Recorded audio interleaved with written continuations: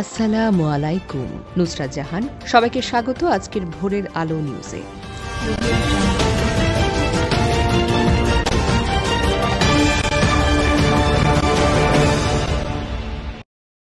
শেখ হাসিনা ও আসাদুজ্জামানের মৃত্যুদণ্ড, চৌধুরী আবদুল্লাহর ৫ বছরের কারাদণ্ড।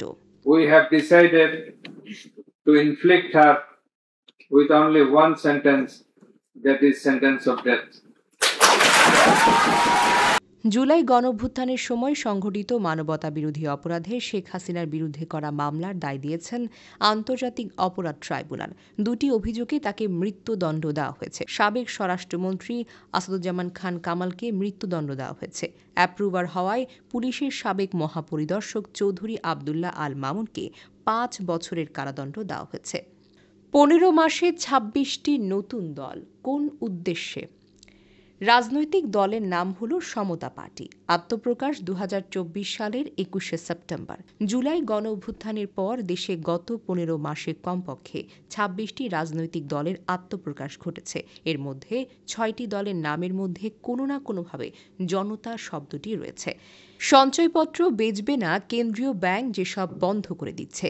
সঞ্চয়পত্র কেনাবেচা, প্রাইস বন্ডের হাত বদল, ছেঁড়া ফাটা নোট বদল, সরকারি চালানের টাকা জমা, চালানের ভাঙতি টাকা বিনিময়।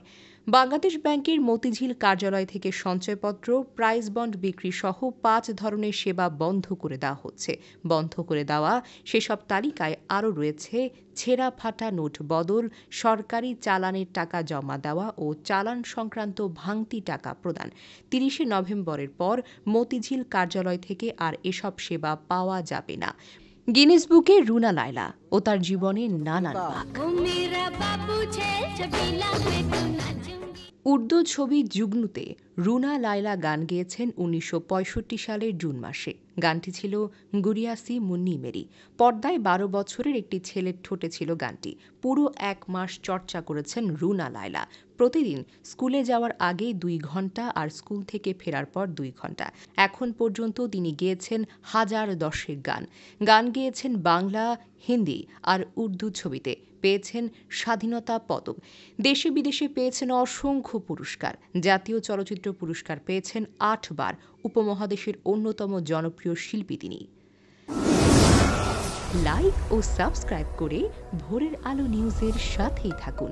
এমন জানা অজানা সব আপডেট পেতে ধন্যবাদ।